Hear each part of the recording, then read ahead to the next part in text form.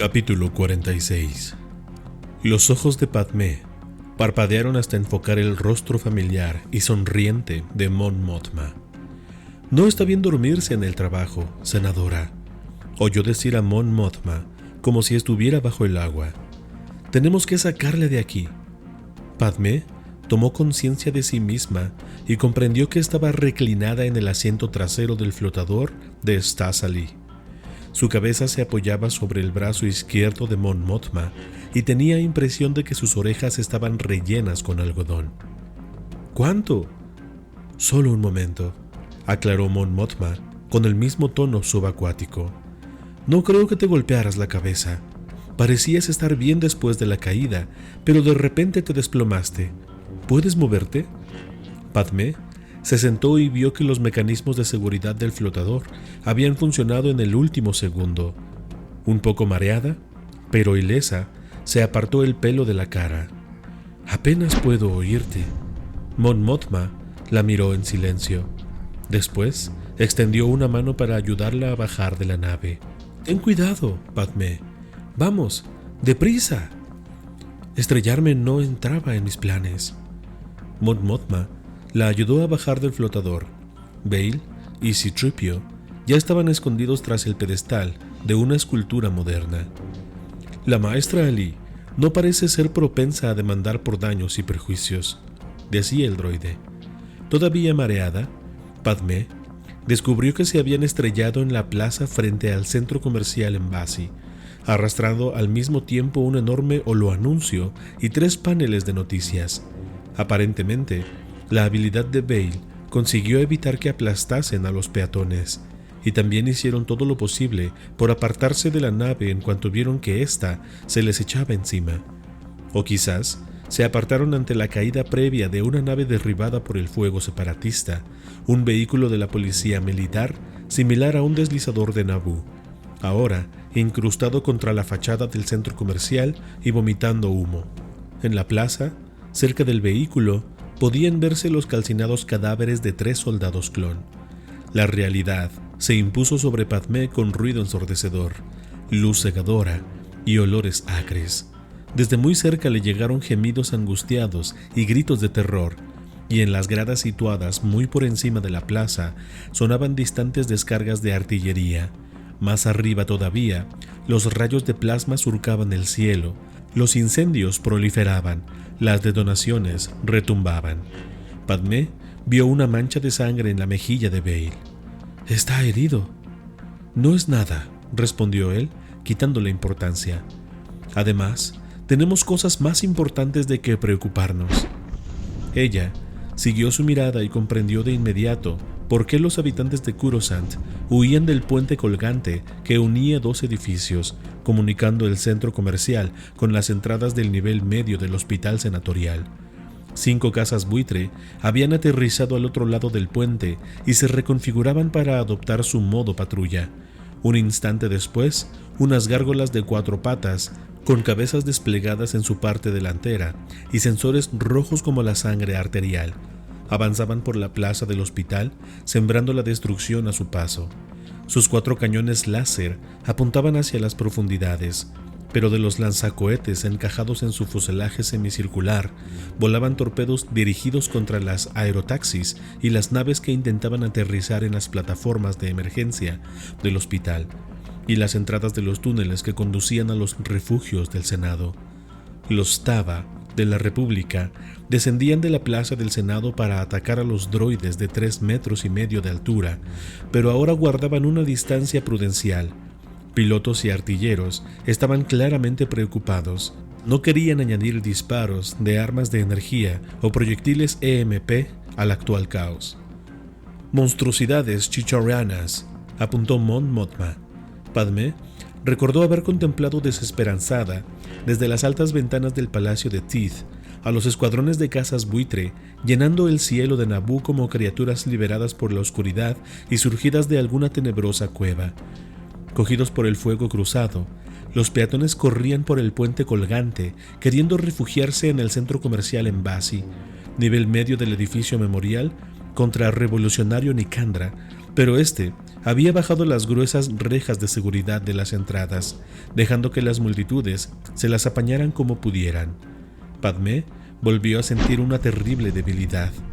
Las masas de aterrorizados ciudadanos estaban sufriendo lo mismo que habían sufrido en sus carnes los últimos 3 años los habitantes de Yavin, Brental e innumerables mundos más, atrapados en una guerra ideológica, casi siempre debido a las simples circunstancias o a la situación estratégica de su planeta, atrapados entre un ejército droide liderado por un autoproclamado revolucionario y un carnicero cyborg, y un ejército de soldados surgidos de un tanque de crianza, comandados por una orden monástica de caballeros Jedi que una vez fueron los pacificadores de la galaxia. Atrapados, sin pertenecer en un bando o al otro. Era trágico e insensato, y Padmé hubiera llorado por todo ello si sus actuales circunstancias hubieran sido diferentes. Se sentía enferma y desesperanzada por el futuro de la vida inteligente. Palpatine nunca sobrevivirá políticamente a este desastre, estaba diciendo Mon Mothma. Enviar tantas naves y tropas para asediar los mundos del borde exterior es como si esta guerra que tan empeñado estaba en ganar nunca pudiera llegar hasta Coruscant. Bail frunció el ceño. No solo sobrevivirá, sino que esto lo reafirmará. El Senado será culpabilizado por votar una escalada de las hostilidades, y mientras nosotros nos enzarzamos en una batalla de acusaciones y contraacusaciones, Palpatine aprovechará para adquirir más y más poder. Al lanzar este ataque, y seguramente sin pretenderlo, los separatistas han jugado a su favor. Padmé quería discutir con él, pero no tenía fuerzas. Todos están locos, seguía Bail. Dooku, Grievous, Gonrai, Palpatine. Mon Mothma asintió con tristeza. Los Jedi pudieron detener esta guerra, pero ahora solo son peones de Palpatine. Padmé cerró los ojos. Aunque pudiera reunirle energía suficiente, ¿qué podía decirles si su propio marido era uno de ellos? ¿Era un general? ¿Qué le habían hecho los Jedi a Anakin arrancándolo de Tatooine, de su niñez, de su madre? Ella misma había insistido en que Anakin fuera un Jedi, en que aceptase la tutela de Obi-Wan, Mace y los demás, en que perpetuase la mentira que era su vida privada como esposo y esposa. Se abrazó a sí misma.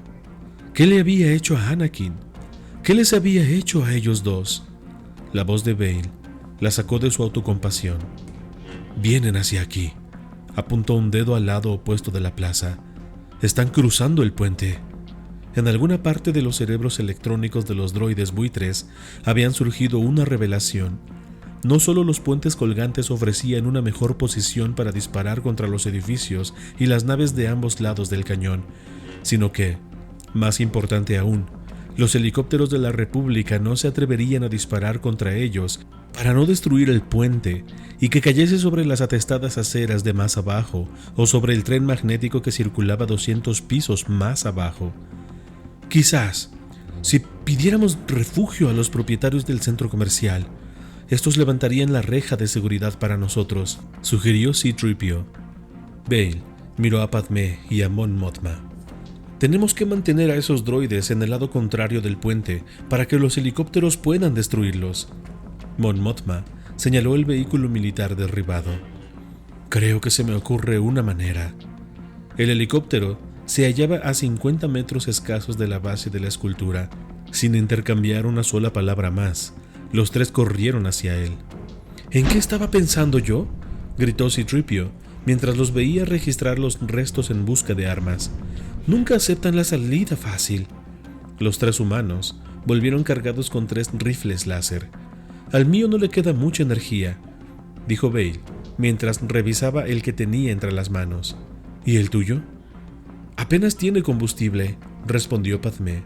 Mon Mothma sacó la célula de energía del suyo. Vacío. Tendremos que apañárnoslas con lo que nos queda, dijo Bail, desalentado. Agachándose tras el pedestal, Padmé y él apuntaron cuidadosamente hacia el droide más cercano. Por entonces, 3 de las gárgolas buitre ya se encontraban en medio del puente, disparando al azar. Sus torpedos explotaban contra las fachadas de los edificios, provocando avalanchas de ferrocemento y duracero reforzado que corría contra las plazas, plataformas de aterrizaje y balconadas, enterrando bajo ellas a cientos de desgraciados habitantes de Coruscant. «Disponte a correr, en cuanto disparemos», ordenó Bale. Señaló hacia uno de los paneles de noticias que habían sobrevivido a la caída de ambas naves. «Nos refugiaremos detrás de eso». Padmé centró el droide en el punto de mira de su rifle y apretó el gatillo. Los primeros disparos hicieron poco más que captar la atención de la máquina, pero los siguientes empezaron a destrozar sus componentes vitales. Los droides se retiraron un par de pasos hacia la plaza del hospital, solo para lanzar un trío de torpedos hacia ellos. Pero Padmé y los demás ya no estaban allí. Un torpedo impactó contra el pedestal, reduciendo la estructura a pedazos. El segundo destrozó lo que quedaba del flotador de Stasali y el tercero detonó contra la reja de seguridad del centro comercial, abriendo un boquete. Los peatones que se encontraban a ambos lados del agujero se abalanzaron hacia él, luchando entre sí para ser los primeros en refugiarse en el interior del edificio. Padmé creyó que alguno de los buitres dispararía contra la multitud, pero los droides habían abierto su guardia al centrar la atención en sus agresores, y los helicópteros lo aprovecharon. Convergentes rayos láser surgieron de las alas y las torretas de los Taba. 2 droides explotaron. Uno dio media vuelta para responder el ataque, pero ya era tarde.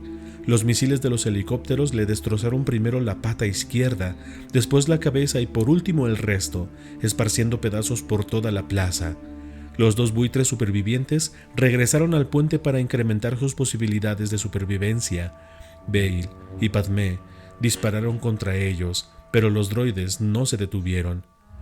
«¿Y yo que pensaba que el Senado era un campo de batalla?», exclamó Mon Mothma.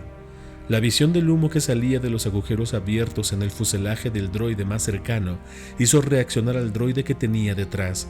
El droide pasó junto a su camarada herido y entró en la plaza del centro comercial con sus sensores rojo brillando, buscando a Padmé y los demás, que ya corrían hacia un nuevo refugio que los protegería de los torpedos de los buitres. Un helicóptero hizo una pasada rápida, pero no encontró un ángulo de tiro adecuado.